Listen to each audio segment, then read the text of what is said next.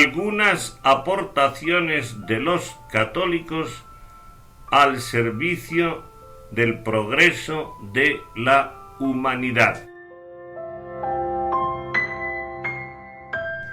Católicos y ceguera.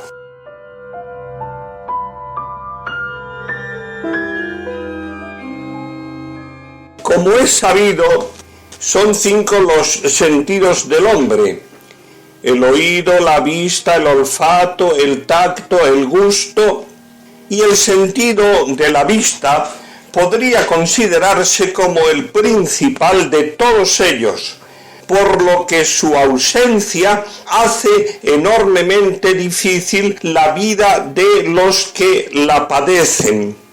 De ahí que haya surgido incluso una nueva ciencia para ayudar a los ciegos, la tiflología, nombre compuesto de 2 palabras griegas, tiflo, que significa ciego, y logía, que significa tratado de o estudio de. Dentro de esta ciencia, la tiflología, hay varios campos de estudio, como la tiflotécnica y la tiflodidáctica. En ellos se estudia el modo de proporcionar información a los ciegos a través de otros canales sensoriales y el modo de adaptar la enseñanza en general a los ciegos. En la actividad científica de la que acabamos de hablar, fue decisiva la aportación católica, y de alguno de sus ejemplos más representativos vamos a tratar a continuación.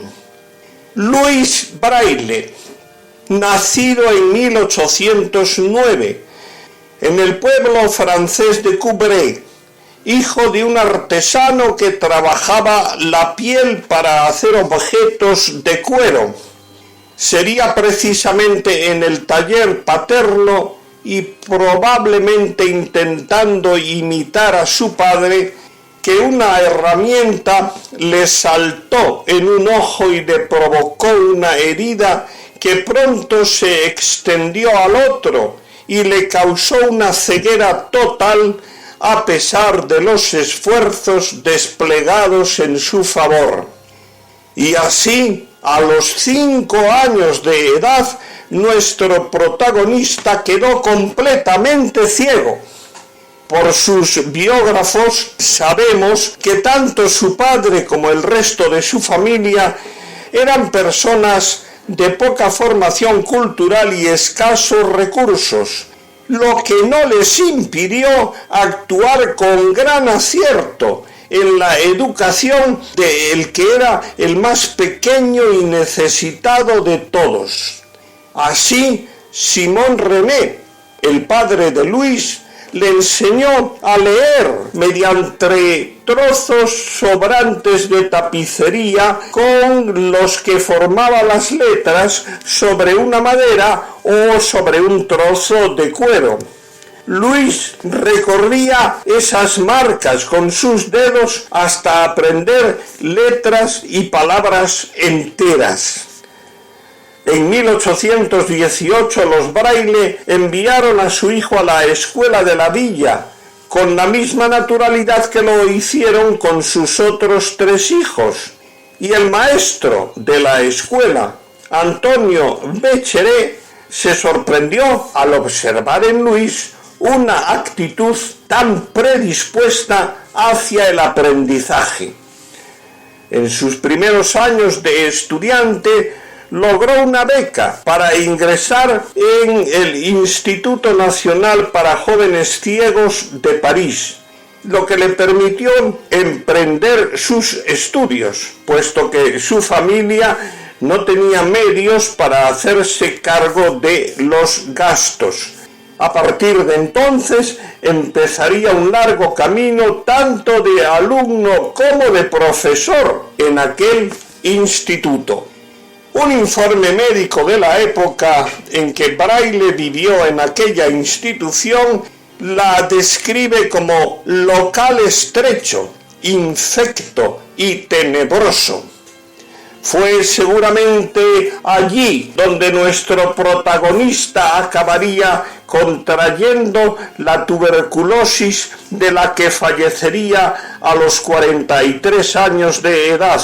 Pero mientras tanto, este ambiente insano que algunos años después del ingreso de Braille se trasladaría a otro lugar más conveniente, no le impidió adquirir una excelente educación en gramática, retórica, historia, geometría, álgebra y, sobre todo, música, tanto en la teoría como en la práctica, porque aprendió a tocar el órgano, el violonchelo y el piano. Muy joven empezó a educar a otros, para los que compuso un manual de historia y otro de aritmética. Su éxito pedagógico fue tal que no solamente enseñó a ciegos, sino también a niños videntes, a los que se les enseñaba gratuitamente a cambio de una cierta cooperación prestada a los jóvenes ciegos, como por ejemplo ayudarlos a leer, a redactar o guiarlos al andar. Además, fue contratado para tocar uno de los mejores órganos de París, en la iglesia de San Nicolás de los Campos, en la que durante muchos años ejerció de organista con mucho prestigio entre los fieles. Y cuando, pasados unos años, nuestro protagonista se propuso encontrar un sistema que permitiera leer y escribir a los invidentes, hay que decir que no partía de cero, pues ya anteriormente lo habían intentado, por ejemplo, el jesuita italiano padre Francisco Lana de Terzi, matemático, naturalista y pionero aeronáutico, profesor de física y matemáticas y diseñador de lo que se llamó la aeronave de vacío, por lo que ha sido conocido como el padre de la aeronáutica. Y aunque no concluyera sus estudios sobre esta máquina, horrorizado con la idea de que se pudiera usar con fines bélicos, sí desarrolló en cambio un sistema de lectura para invidentes basado en signos o guiones que se podían reconocer por el tacto. El único detalle que impidió el éxito de esta invención es que el padre Lana no entendió que, estando en relieve tanto los guiones como los puntos al tacto, los guiones eran mucho menos reconocibles que los puntos. Por eso tuvo mucho más éxito una tabla con puntos en relieve agrupados de diversa forma para representar los diversos sonidos, creada por el militar francés Charles Barbier, que podía ser leída con la punta de los dedos sin necesidad de luz. Louis Braille empleó el sistema de Barbier, pero sus defectos eran evidentes, como el de no representar el alfabeto, sino grupos de sonidos de la lengua francesa, y también el muy elevado número de puntos que exigía y que dificultaban una lectura rápida. Todos esos defectos fueron corregidos en lo que se llamó con justicia el sistema Braille, que también se aplicó a las notas musicales.